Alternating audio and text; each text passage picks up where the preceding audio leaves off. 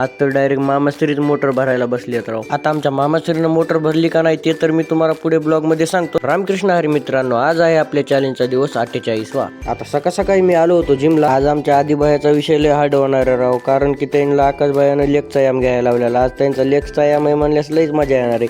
उठता नाही दुखतंय आणि बसता नाही दुखतंय. माणसाला काही सुधरत नाही दिवसभर लेगचा याम केला. तिकडे वैभव शेटला बायशेपचा याम घ्यायला लावलेला व्यंकटेश बायानं. तिकडे तोरशिक मग आदिबाया चढ घोड्यावर लेगचा याम काढायला. लेगचा याम दिसतंय असा साधा भाऊ, पण दिवसभर उठता येत नाही जागेवरून. डॉक्टर साहेबाचा विषय लय हार्ड आहे राव. लेट आहेत पण थेट आहेत. आल्या आल्या डायरेक्ट सुरू झाली वॉर्मअप करायला. आता माझा तर व्यायाम कम्प्लीट झाला. मग जिम मधल्या मंडळीला थोड्या गप्पा आणल्या जाऊ लागलो की शुभांगी ताई म्हणल्या मला तू समजायला तुझ्या ब्लॉग मध्ये घेतास, पण मला नाही. मग घेतलं त्यांना ब्लॉग मध्ये. नंतर आलो दुकानावर. आमचे मामाश्री म्हणले आज मी मोटर भरून दाखवतो तुम्हाला कशी भरायची ती. आणि भाऊ आमचा हेल्पर झाला मामाश्रीचा. मामानं भरून दाखवली राव मोटर. जमली का नाही सांगा तेवढं कमेंट मध्ये आम्हाला. मामाश्रीची मोटर भरणं झाली की आम्ही आलो सारडगावला. एक कार्यक्रम होता तर आमचे तात्या मत पंचक्रोशीत गाजलेले आहेत स्वयंपाकाला. विषय का भाऊ, आम्ही कीर्तन तर काही ऐकत नव्हत, पण डायरेक्ट पंक्तीला जेवाय बसाय जाता बरं का. गावाच्या कार्यक्रमाचे माणसं धरले तर 1,500-2,000 हजार तर माणसं होते. तरी पण एवढ्या माणसाचा स्वयंपाक तात्यानं केलता आणि एवढा भारी केलता ना, लईच भारी लागू लागला. मग कार्यक्रम झाला की नंतर आलो दुकानवर. तर तुम्हाला आपला ब्लॉग कसा वाटला ते आम्हाला कमेंट मध्ये नक्कीच सांगा. व्हिडिओ आवडला असेल तर लाईक शेअर नक्कीच करा. आता आम्ही तर जातोच घरी. तर बाय बाय.